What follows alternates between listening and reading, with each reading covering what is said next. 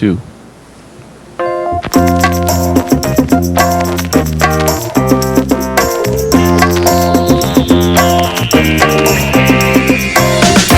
Today is June 17th, 2013.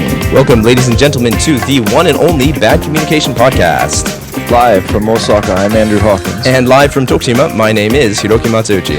And live from Tokyo, I'm Alex Kobayashi.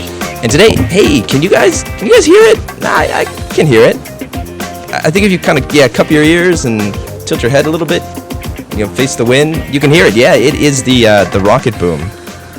Welcome, ladies and gentlemen, to episode number 148 of the Bad Communication Podcast, the video podcast all about Japan. And today we have something very, very different than we've done in any of the previous 147 episodes. We have ta-da! Kagan. Yeah, it's good to finally kind of get this together. It's been a long time in the making. Yeah, absolutely. We're thrilled to have you guys. Thank you very much. Yeah, we're really happy to be here. Looking forward to working with you guys and kind of making some fun and exciting content. But of course, most important thing is fun. Fun. Yes, how are you doing in beautiful New York City? We're loving it. Enjoying our Sunday evenings. The weekend is coming to an end, but we're thrilled to be talking to you guys tonight. I'm excited to be introducing you to all of our Rocketboom audience and welcoming you to our channel as our new weekly show. Cool. Yeah. Thank you very much. Yay. Yay. Applause. So as I did mention in the pre-show, I'm going to try my absolute hardest to say as little as possible. So starting now, I will just shut up and I will throw it to Kagan. It's all yours. Shall we put a stopwatch on him, Alex? Yeah, well, he has a clock behind him, so. Dude, there are people I'm sure they're betting money on how long I can keep my mouth shut, and I've already failed, I guess. So far, it's not working out so well. Okay. I'm shutting up. I'm sorry. Yeah, it's great. I mean, yeah, I'm one of them. I have money on it here. Okay, so we'll see. But no, we're thrilled to have you. Actually, personal big fan of Bad Communication, so excited to see the weekly podcast and see where it goes. And I think our viewers are going to be just as excited. It's just such a fascinating culture, and I really love the kind of spin that you guys give on it and the perspective. So it'll be a good time. Oh, thank you. But yeah, I'm so curious how you guys even, what brought you to do it in the first place, to even bring this together. I don't know. I think Andrew has a sharper memory for the history of the show. I just remember a lot of boredom. Boredom was kind of part of it. Yeah, probably. I was living in a really small town at the time, and I was thinking about watching a lot of YouTube, watching a lot of vloggers, and I was kind of thinking about, hey, maybe I might want to try something like that, just talk about whatever's going on. And my angle was a little bit more serious, I thought, but Hiroki had similar ideas, and so he thought, why don't we just kind of get together? We could wire ourselves up via Skype and just record it all. And so we did, and it picked up steam, and it picked up an extra member, and now here we are. With Kagan on Rocketboom. With me. Yes. I think we're thrilled. There's no other way to go. I think we've kind of reached top. This is it. It's top of our game. We can retire now. It's been 3 years now? Yeah, it's been a while, hasn't it? 3 years. I think we started it, about 3 years ago in the summer. Yeah, it's kind of ridiculous to think 147 episodes. This is our 148th. But hey, here's to many more, hopefully. It's a lot of fun to do, so. Amazing. And are you three Rocketboom fans, or how did you come to find our channel? Of course, we are huge Rocketboom fans. Every Good day, answer. Multiple times we watch the episodes. Actually, no, I think Rocketboom it's kind of a pretty household name. You guys have been around for a long time. You guys were pioneers when podcasting was in its infancy. I know Andrew especially was a big fan of Rocketboom back in the day. Right, a long time ago, I remember Rocketboom was included with a podcast aggregator that I downloaded, and I watched it, and I'm like, oh, this is pretty interesting. And then I stopped watching video podcasts for a while, but now that everything's on YouTube, I've been watching it again. Yeah, it's definitely. I think it's very smart that you guys have kind of been putting a lot of effort into the YouTube scene. I think that's kind of where the viewers are, and yeah, that's something that we're trying as well. Yeah, I mean, we obviously I echo everything you say. We feel very passionate about it, and love our audience and our fans. So we're excited. You know, the kind of stories that we bring every week is exactly what you're doing with these Japanese stories, and I'm really interested in hearing your take on everything that's happening in the gaming world with E3. Okay. Yeah. Right. Okay, so E3 is not entirely Japan related, but it does have a huge presence from Sony. So wait, Kagan, is this the throwing to us bit that we had discussed in the pre-show? This is in the super secret that no one can know. Yeah. No, now I'm just actually curious to hear your opinion. I mean, in general, I could talk about, you know, the Japanese culture that I know, but I'd rather learn it from your perspective. So Are you I'm just really curious. willing to stick around with us for a few minutes while we talk a little bit about Absolutely. gaming? Awesome. Yeah. All right. Happy to. Yeah, well, I mean, there's tons of huge gaming news coming out of E3, and we're going to kind of take the Japanese perspective on it since all of us are based out of Japan. I think this first story was you, Andrew, right? Yeah, it was me. So Sony finally unveiled the PlayStation 4. It was announced a long time ago, but the design was unknown. Nobody had ever actually seen it. But this week at E3, it came out, and finally it's there for everybody to see.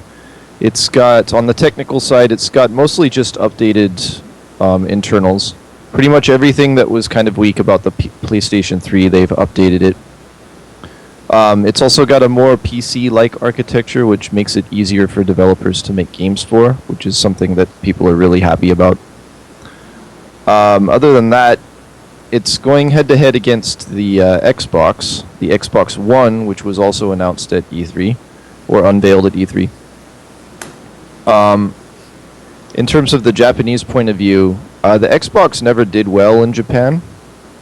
And at this point, the Xbox One is probably not going to do well either.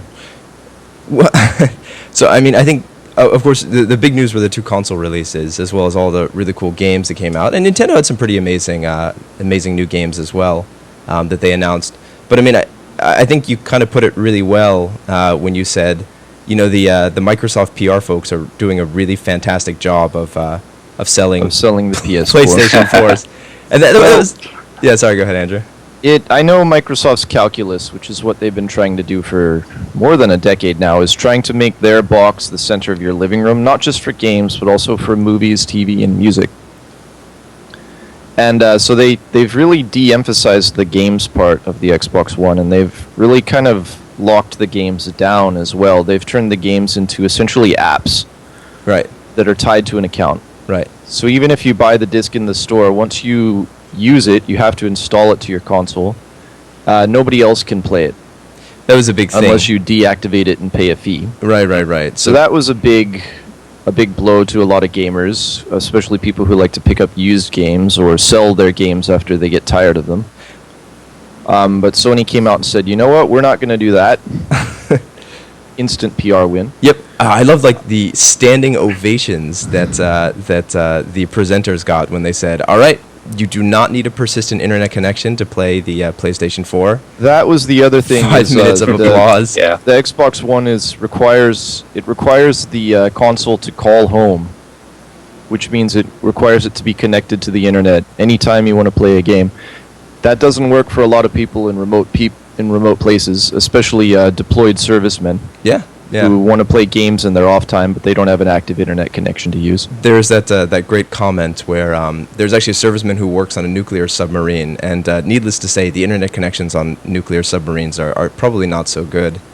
And when asked, well, I mean, what product do you have for our servicemen who are in similar situations? The response from Microsoft was, "Oh, we've got a fantastic product. It's called the Xbox 360." Just to see what would even lead, Burn on you. what would even I don't understand why he would even think that was a cool thing to say. No, well, he Was it wasn't. just straight up hubris, or did he think he was being funny, or what? I don't. I think like the way the system works, he's kind of backed into a corner, and he had to come up with some answer. And I think that was kind of the best that he could do. If you've watched an interview, he wasn't trying to be malicious or arrogant or haughty. I don't know. How about you, Kagan? Are you a gamer by any chance? I can't consider myself a gamer in terms of Xbox. I'm really into Nintendo. Sweet. So, yeah, Yay. really anything Mario related. I'm ridiculous at Wii bowling, so I'm challenging anyone out there. But yeah, and unfortunately, I'm not as strong on the Xbox, but I Right. do prefer the PlayStation over an Xbox anyways. Yeah, you're talking to Nintendo's been kind of the dark horse this time. well, I mean, they already launched their console, so they've just got game Yeah. announcements Yeah. at this point. So, They got somewhat of upper hand. yeah, already. I mean, their console's been out for what, past 6 months or something? Something like that. I don't know. It's kind of hard to Wii U keep track hasn't with Wii exactly U been news. doing well though. Yeah, that's true. Yeah, it's just like a revamped Wii. But Anyway. both of the releases for the PS4 and Xbox One were really entertaining. The Like, the Xbox One was like kind of really anticlimactic, while the PS4 was like more of a.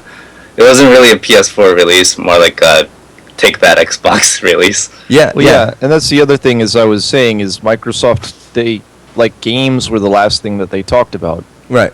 They talked about TV more than they talked about games. And I mean, to And be they've been trying to do this for years, but I'm not sure they're in the position to do it. Now, if it were a company like Apple, and even Apple, the Apple TV hasn't made that huge of a splash, but somebody would have to get like all of the content, or even like just a sizable number of TV shows and movies and music, and make it nice enough to use to pull off what Microsoft's trying to pull off. pretty ambitious. I guess the last question I have for you guys is: are any of you going to run out and buy a PS4 or Xbox One? I don't think I'm going to pre-order it, but I would like a PS4. Really? How about you, Alex? I'm actually leaning towards the Wii U with all the awesome games they announced. Super Smash Brothers, which is coming up next. Anyway, Kagan, we gotta hit the break. But any last things you want to mention before we punch out for a few minutes? No, we're really excited to have you, and thanks for having me on the show. Yeah, And absolutely. I look forward to hearing more. Yeah, from thank you for guys. this. Thank you for this intro. It was really nice of you to drop by. I know you're quite busy, so. No, absolutely. I'm glad our fans can learn more about you guys and tune in every week. All right, awesome. Thanks. All right, take Well- care. Bye. All right. Well, anyway, guys, we do have lots of great stories on the other side. A little bit more gaming-related stuff, but a lot more stuff that's focused specifically on Japan. So stick around. We'll be back in just a few minutes. Later, guys. Bye.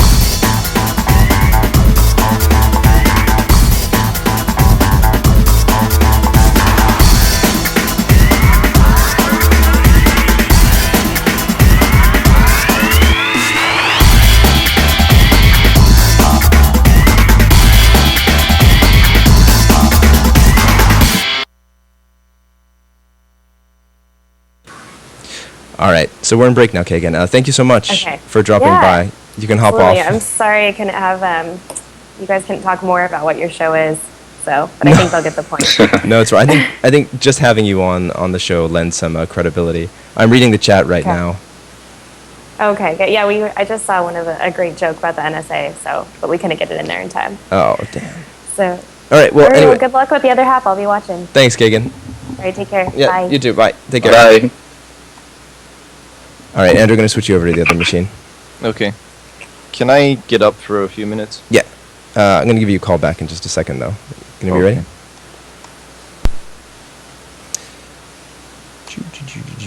All right, so to everybody who's in the live chats right now, whoops, you guys can see my desktop, can't you? We're going to just take a quick break. We're going to keep broadcasting, so if you guys want to keep putting things in chat, we'll respond to it. And With a delay, but with about a 2-minute delay, I think is what we calculated it out. But yeah, we'll be back in just a few seconds or a few minutes with the other half of the show. So yeah, stick around, guys.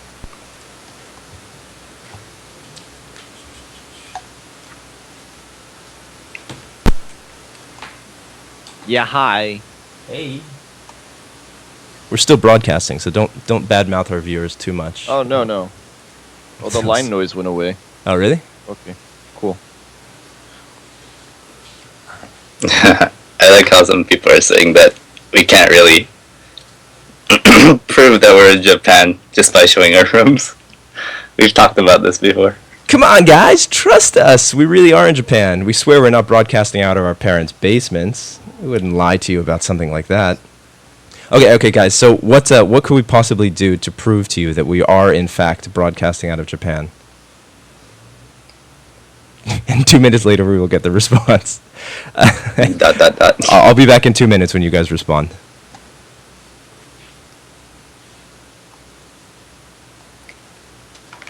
Let's see what else.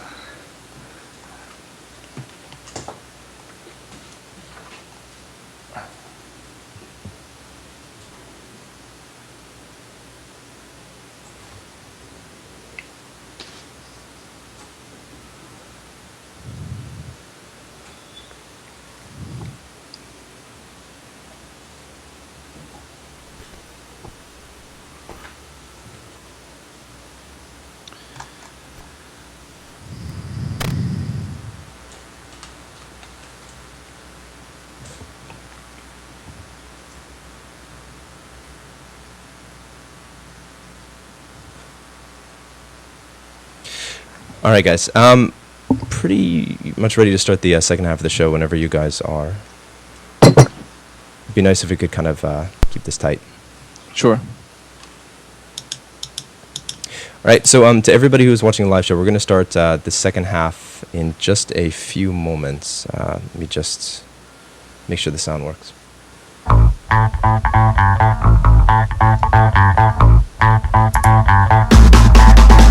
right.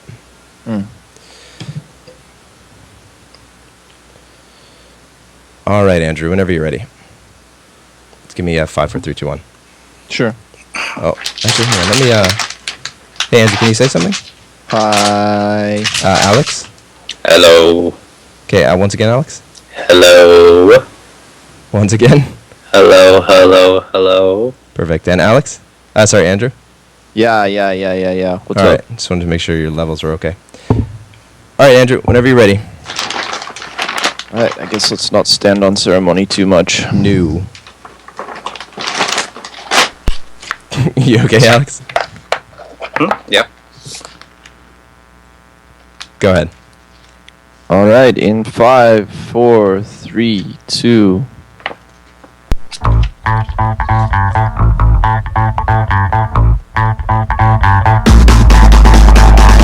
Welcome back to the Bad Communication Podcast. Hey guys, we are trying really hard to keep the show as kind of tight as possible. I hate to admit it, but we kind of screw around during the breaks and the pre-show and the post-show most of the time. But we don't want to keep you guys too bored, so we're going to jump into, as you requested, the contents of the day. Kagan unfortunately had to leave us, but we do have some really interesting stories out of Japan. And we do swear that we are actually broadcasting out of Japan. Although I guess it would be pretty easy to just spoof that, wouldn't it?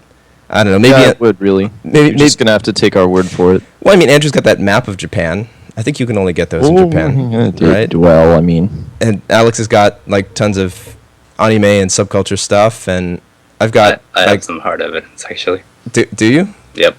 And it relates to the next article though. Okay, sure. All right, so next up, we are going to talk all about the 2013 Tokyo Game Show. Toy show. Game show's not for a while. Oh, yeah. sorry about that. Yeah, there's E3 and a bunch of game shows. But in Tokyo, we had the Tokyo Toy Show, the International Tokyo Toy Show. It just ended yesterday, and I was able to attend. It's pretty cool, actually. I love the pictures you were sending us. Those are awesome. Here's my hard evidence. It's the Bandai catalog. No way, dude. You got one of your friends in Tokyo to send that to you. Don't believe you for a second. Oh man, I'm busted. How was it? I did get to go. It was pretty cool. The Tokyo Toy Show actually surprisingly has a bunch of.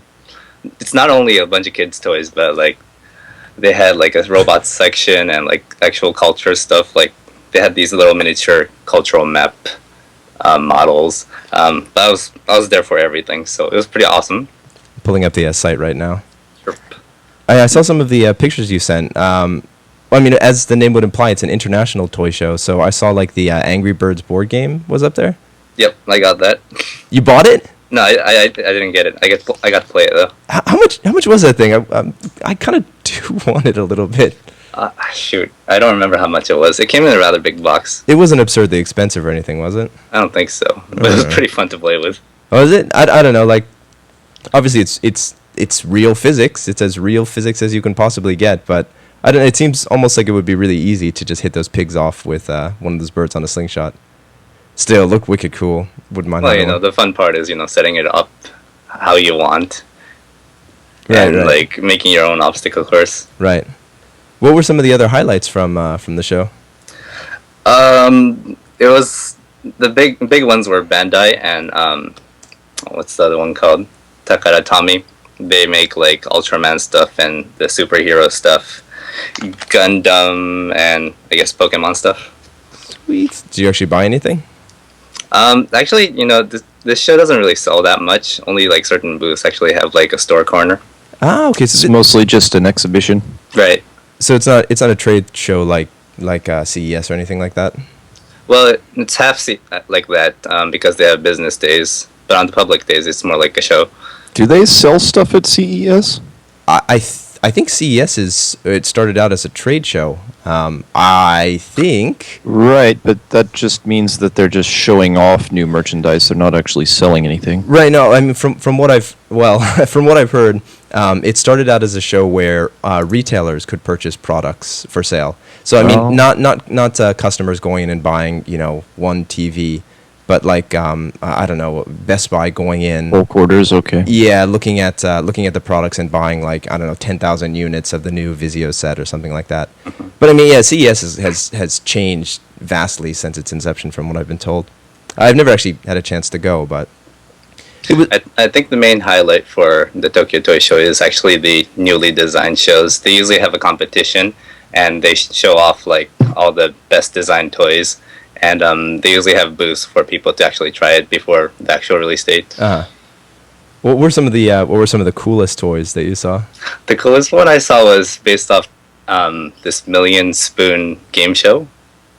That's what you were telling us about that. I was talking about that. I was surprised to see it at the show. It was this little set where you get the obstacle courses for the game show, and you can actually sort of practice with a spoon and stuff. To people who don't know what Million Spoon is, and I'm actually a little bit unclear, what exactly is the Million Spoon game show? It's a game show where you take a focus. metal ball and you balance it on a spoon. And basically you go through all these different obstacle courses, like you have to throw the ball through a loop and then catch it with your spoon. You have to put it on this machine that kind of launches the ball, and you have to catch it with a spoon, something like that. I'm looking for it right now. I can't find it. I don't know if it's relatively new or not, but I think it's pretty popular. It's pretty entertaining to watch too. Awesome. Well, yeah. Hey guys, if you want to check out more coverage of the event, head over to Alex's YouTube channel, which is Subtokyo. Yes. Yes. He's got a really awesome. Did you post a video yet, or not quite yet? I just have to tweak it a little, and then it'll be up as soon as we're done with the show. Sweet. Anyway, speaking of amazing new products, this next article comes to us via Apuru Channel, which is kind of a take on Ni Channel, 2chan, which is, I think, 4chan in the States. Similar. Bless Excuse you. me? Had to get that on camera. It happens. So Apple did have quite a few big announcements at WWDC. I don't know if it's still going on. I think it may have finished. And one of them was the Mac Pro, the future of Pro Desktop, coming later this year. And So Apple has indeed not abandoned their professional users. no, despite what many people may have thought. Well, this is kind of the first update in quite a while, which I think is the reason why people believe they had abandoned their Pro Desktop users. But this is a radical new design. Kind of looks like a Canon stood on end. And I'm not really sure if this meme originated in Japan or if it originated elsewhere. But most of the tweets I found, or most of the pictures I found, were of Japanese tweeters. Some of them are really funny. I'll pull up the screen. So this is the original Mac Pro design. And here's Mac Pro with Kumamon, the mascot of Kumamoto, which is a city in Japan. There's a monkey bathing in a Mac Pro. It's two monkeys bathing in a Mac Pro. Or some other good ones. Oh, the kittens were really nice. I like the one with all the cats on the top. You have... And something like that would definitely happen if it were big enough. Yeah, well, I mean, apparently that central tower is designed for heat dissipation, so I can imagine the cats would absolutely love to perch on top of that thing. There's Sadako. Sadako coming out of the well. Which, for those of you who don't know, that's the Ring. Yeah. Oscar, the girl from the Ring. It's good. Mario coming out of a green tinted version. Doraemon's in there. I didn't know this one. Mac Pro or Hat Pro? Is that Rosa Versailles? That anime? You guys have any idea? Wait, which one? It's tweeted out by Ordnas Saidoro. Mac Pro or Hat Pro? I think it's Rosa Versailles. Could be wrong about that one. Anyway, R2D2, Obi-Wan Kenobi, sumo wrestlers, Mac-a-Mole. There's some really good ones. And I have a question. What's a that? more technical question. Is this thing designed to be serviceable? It doesn't really look like it. I think the side panel kind of slides off a little bit, and you can get at the interior. Well, the whole idea is it's built around this triangular heatsink, single heatsink. So that's why it has that vertical orientation, and the hole in the top is for sucking air through the machine. It's to keep it cool. My personal favorite one, however, was the rice cooker, Mac Pro rice cooker. What else? Nabe was one of them. Pancakes. Right. Anyway, you guys can check it out. If you want to find links to all of the articles we talked about today, you can find it over on our blog. It's badcommunicationjapan.com. Anyway, guys, we have just enough time for maybe one more story. Do you want to do the one that's 1 year old, or do you want to talk about games a little bit more? We might as well do a bit of a top 10 here, I guess. All right, so I guess I can pull up the sweet top 10 music that we have. Just a moment, guys. Here it comes. 5, 4, 3, 2, 1. I can actually put a field trip. Okay, so this is only this article, like we said, is pretty old, and it's not one that I entirely agree with, actually. This is 50 reasons why Tokyo is the world's greatest city, and we're only going to do 10 here because we don't have time for 50. You're just pissed because you live in Osaka, right? Well, I mean, yeah, that's the thing, is I've got a bit of an alternative view. So starting with number 10, you can commute to the mountains. Really? Can you? Alex, is that true? Yes. There are stations right beneath, not beneath, but right next to the mountain. You can get entrance ways. You can get to Nagano pretty quickly from Tokyo, right? Well, they said so. When the concrete Tokyo gets to be too much, just head to the wonderful Mount Tako in West Tokyo, accessible by a single train from Shinjuku. Yeah, Tako is really easy to get to. Okay. But there you go. That's interesting. I just know that in Osaka, it's pretty much only about 30 or 40 minutes to some pretty good countryside, even from the middle of Osaka. Tokyo, my impression is that it's surrounded by a bunch of urbanized prefectures. Right. But the west of the area is nice. And hey, you know what, guys? In Tokushima, you can be in the heart of the city, as I am, and you can look out your window, and you can see in some pretty good countryside. pretty sweet countryside. Rice fields and all sorts of creepy insects are out there, just waiting for me as soon as I finish the show. Okay, number 9, the electronic stores are like theme parks. I can vouch for this, yes. Yodobashi Akihabara. Yeah, it's pretty insane. I can pull this up on screen, sorry. More Michelin stars than anywhere else. This is true. It's also because Japanese cities tend to have more restaurants than everywhere else. Yeah, it was a pretty big deal though when Tokyo beat out Paris for the most Michelin star rated restaurants, or I mean, most just most number of Michelin stars. Sorry. Well, when you've got a restaurant density that's about 3 times as high as all of France. Yeah. Little points. Number 7, you can act as bait in the world's most bizarre beauty treatment. Okay, I don't know about this, but it's some kind of strange spa treatment called Dr. Fish. Where you put your feet in the water and the fish eat off all of the dead skin Dude, cells. Dr. Fish is awesome. It's like, what is it? 1,000 yen for a 20-minute quote-unquote treatment. Right. Which is the equivalent of sticking your feet in a fish tank and having little silver sides. Yeah. Eat all the crust and crap off of your toes. But hey, it's actually really cool. And the fish get a good meal out of it. And it's quite nice. It does leave your feet feeling quite supple and smooth. Number 6, youth fashion stores by the hundreds. Yep, this is true. Mostly on Sunday, though, is when you see the fashion victims around Harajuku. Harajuku girls, right? But yeah, in Shibuya and all of the areas in between. The emperor is there. You can see him twice a year. He'll come out of his palace and make a speech. The street crossings are like a battle scene from Braveheart. Yeah, that's true. And I don't know if it's necessarily a good thing. But there is a famous 5-way crosswalk in Shibuya.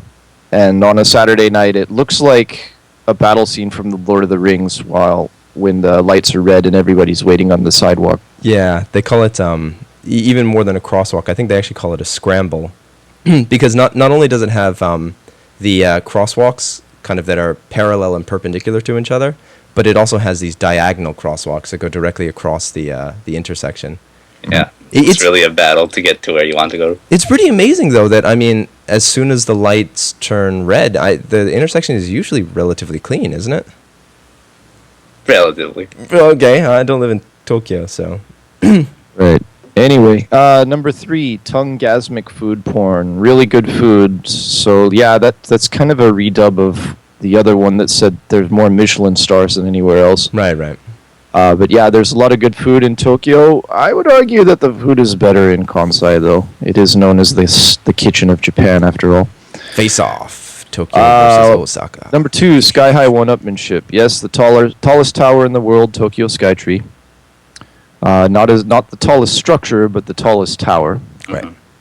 And the world's most sophisticated railways. Now, this one I'll agree with, even though that they're packed pretty much all the time.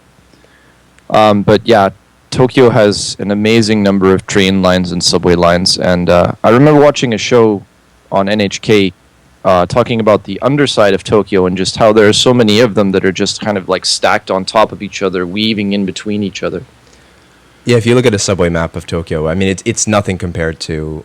New York City's subway system is nothing compared to just the ridiculous web of JR train lines, subways, above ground, right. monorails. I mean, just talking about subways, there's like the oldest line in Tokyo is the Ginza line, and it was a cut and cover line, like the subway lines in New York, where they just tore up the street, build a train line, and then cover it over. So it's only a couple meters below the ground. Yeah, and then the deepest line is, I don't know, approaching 40 meters below the ground. I just managed to pull up a map of the subway system. Now keep in mind, this is just the subway system. It doesn't include all of the JR and private train lines that run through the city, or the high speed rail, the Shinkansen. It's like a maze almost. Well, it's crazy, and yeah. Forgive me for rambling a bit, but yeah, the Oedo line is super deep. Yeah. I remember trying to come out of that at Roppongi Station. Oh. It's climbing a mountain, is that?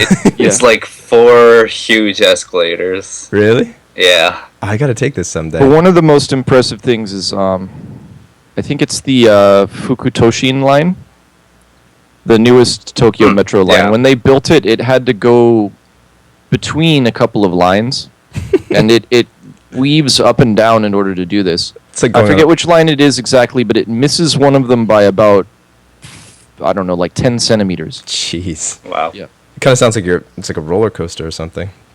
Anyway, check it out, guys. We would highly recommend that you visit the greatest city, Tokyo. Right, Andrew? Right. Screw Osaka. See, before I would have said San Francisco, now I say Osaka. Just because I'm a provincialist jerk. But okay. Hey, you said it, not me. All right, guys. We got to wrap up the show. We're going to try to keep things as tight as possible. So you've just listened to or watched the Bad Communication Podcast. If you'd like to find show notes with links to all the articles we have talked about today and a few more, actually. You can find it on our blog. It's badcommunicationjapan.com. If you'd like to drop us a comment, hit us up on badcommunication@gmail.com or bc@wanwan.fm. We're going to be broadcasting live every week for as long as they'll have us on the Rocketboom channel. So check us out live every... it's Monday morning at 10, which would be... JST. Japan Standard Time in Japan, which would be 9 p.m. on Sunday, Eastern Standard Time. And help me out here, guys. 6 p.m. 6 p.m. Pacific Sunday, Standard Time. Pacific Standard Time. Thank you very much. Which will maintain as long as daylight savings does stateside. Sweet Jesus. Yeah, then we gotta recalculate everything. All right, guys. So as usual, we do have to get. I shouldn't say that, should I? Now we have to get out of here for now. So once again, my name is Hiroki Matsuuchi, And I'm Andrew Hawkins. And I'm Alex Kobayashi. and this is Bad Communication. Bad jokes, good conversation, and as always, the news out of Japan. We will see you guys next week. Later, guys. Bye, everyone. Later.